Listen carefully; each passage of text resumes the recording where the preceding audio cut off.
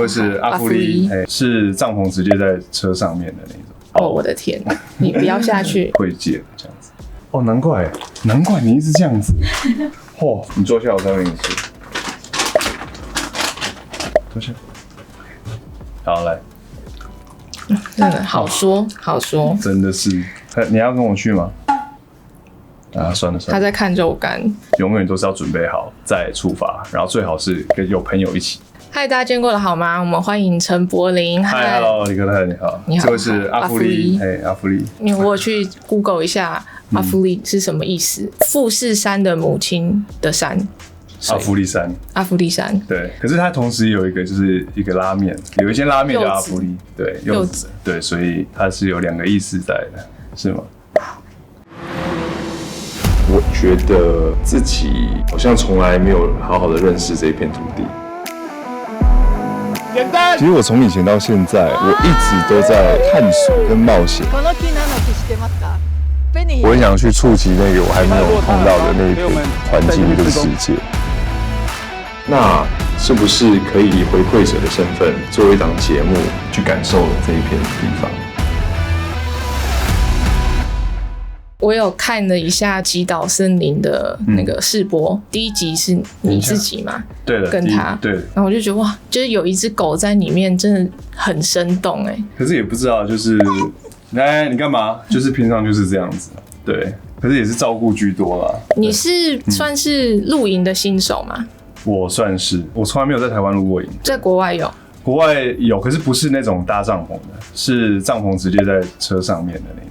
睡车顶，对，不是钉的那种，就不是自己要找一个。对，这一次算是第一次。我看你在拍的时候，事前有做很多功课。我只有准备啦，因为没有实战经验嘛。对，我想说第一次最真实的那个学习过程，就留给在极岛森林里面这样子。看的时候，突然让我想到，你之前去拍说日语、说韩语的电影的时候，感觉你好像是学习力很强的，是有什么特殊方式吗？也不是，我觉得是因为可能是因为工作关系啊，因为演员他常常需要很速食的学会某些技能，跟投入某些情绪跟角色，所以你这个时候就可能要演一个你学东西很快的人，然后你就会把自己带入到那个状态里面，然后就很像9分像，也有7、8分像。所以那你日文、韩文现在还记得？还可以，蛮厉害。因为我那时候在看那个影片，我觉得看那影片其实很容易让人家想到其他的事情。我觉得这可能是一种疗愈的效果吧。因为第1集的时候，他是自己一个人带着阿芙丽去露营，然后有一些空景啊，有一些就是步调比较慢的一些生活上的小片段。当你的头脑在休息的时候，就好像突然有些事情就会想到。你说就是跟自己对话，然后看自己曾经走过什么路的感觉啊，你有这么复杂的心情？有几段会是这样，因为有几段路是我们走了差不多6、7个小时。对，到时候你就不会跟别人说话，你可能就是跟自己在说话，然后这样想事情。怎样的事情？很多我觉得都是跳跃的，就可能过去、现在、未来，很复杂，可是又很简单，很抽象。你是有习惯就是会整理自己的状态的人吗？整理应该算是。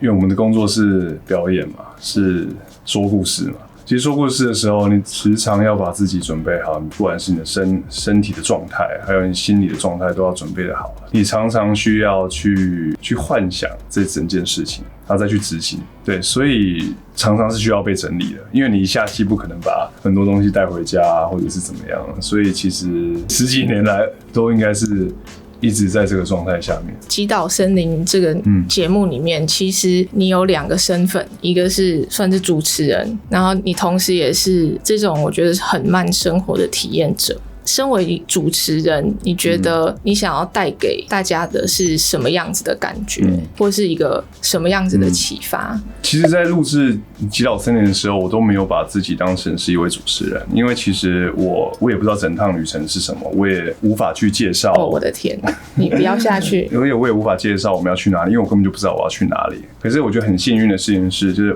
每一趟旅程也会有一个很专业的学者或者是专家，然后还有那个等一下。然后还有那种高山协作，然后他就会带领我们去走每一段路这样子，所以我比较像是跟观众还有我朋友们一起去发现这些人事物或历史也好，然后再分享给观众朋友，比较像是这样的感觉，比较不会是主持人，因为我完全不会主持，所以我就只是跟着他们，然后去参与执行如何反馈跟馈赠这个大自然。对，因为我们从自然得到太多了嘛。你自己本身有得到什么样子不一样的感觉吗？去之前你的假设，我原本以为就只是一些秘境啊，比如说需要申请才能去的，一般人去不到。原本以为只是一些很夸张的风景啊，很美丽，就这样。可是殊不知到那里，我们的任务是不一样的。比如说大家都知道樱花，它不是原来的台湾的种嘛，也有一些年纪很大的樱花，那是从日据时代运过来的，它可能就要濒临死亡。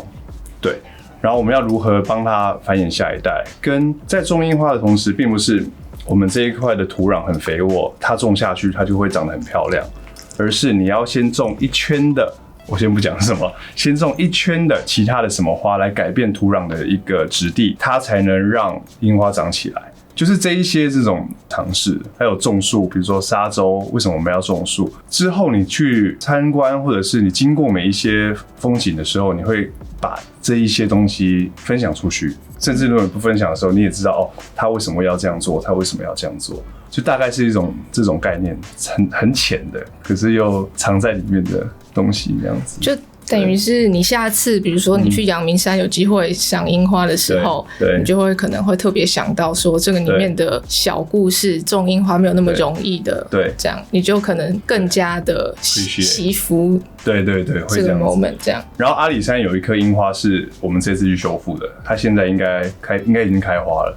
对，所以到时候回去你就会可以看到你当初救的那一颗，它长得多好，这样子就会有一种很奇妙的感觉，不是造景那么简单，对，可能是拯救一颗生命的感觉。因为你第一天是想要自己一个人试试看嘛，对。那你觉得最难的地方在哪？最难的地方就是天气，就是你要克服天气，然后一定要准备好，不要太有自信。因为那一天我记得是寒流，然后我看手机的温度是0度，体感温度好像-1还-2那样子，然后下的大雨，然后我没有搭过那个帐篷，所以我就耗了很多时间，然后又很冷那样子，所以我觉得最大的经验就是永远都是要准备好再出发，然后最好是跟有朋友一起。很冷就抱着阿夫你就不冷了，他自己就躲起来了。对，有了他有陪我一下，这是已经算是一个 solitude 的一个环境里面，其实比想象中多的人来讲，独处是一件很艰难的事情，因为等于要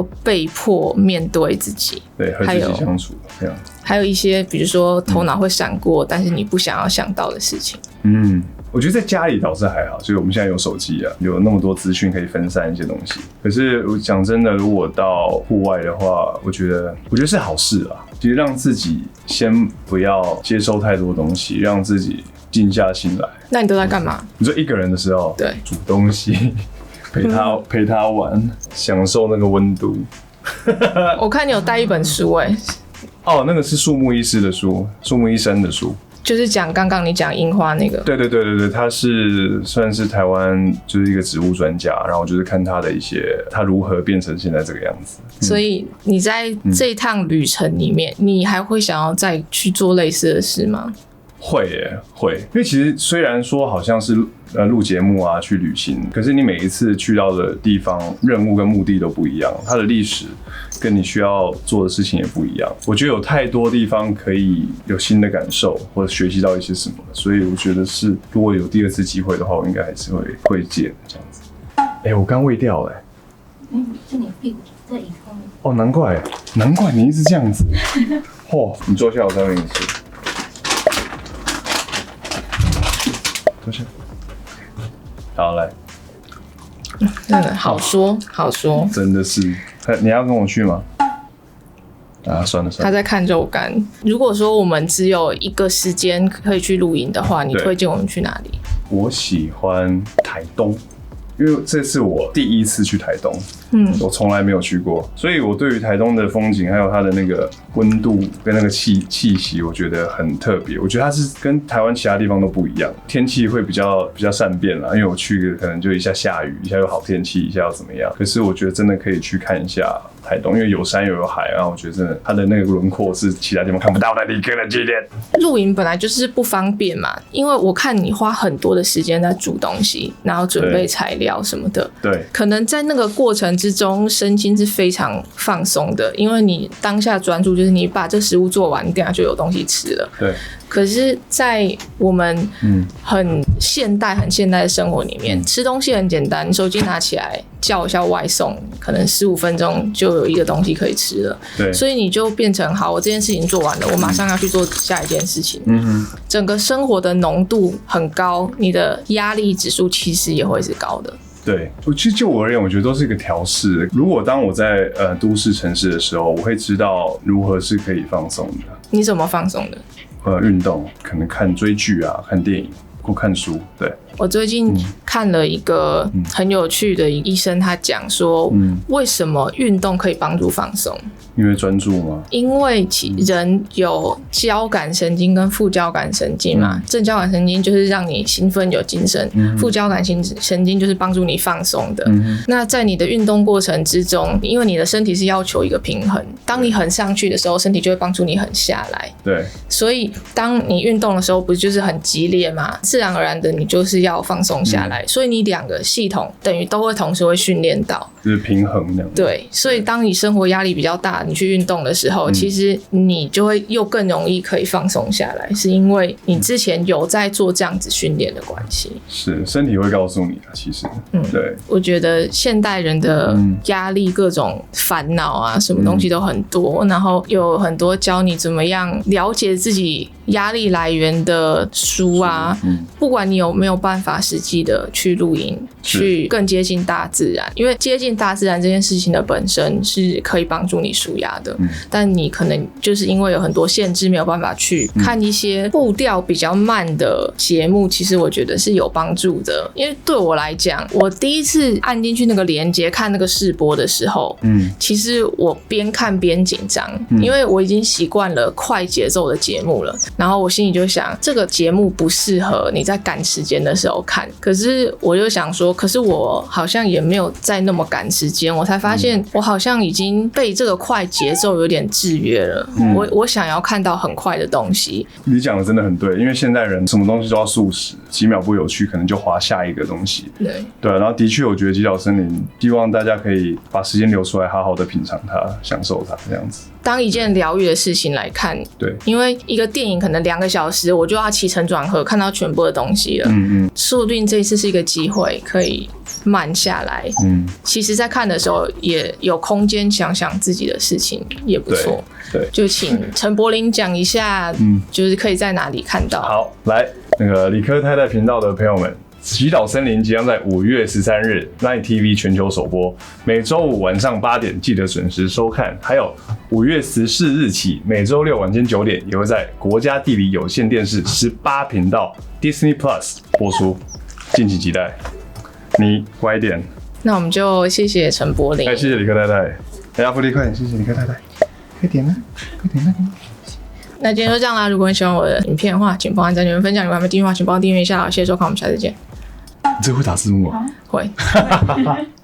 超酷。OK， 谢谢你。你也不够受控你这样子那个。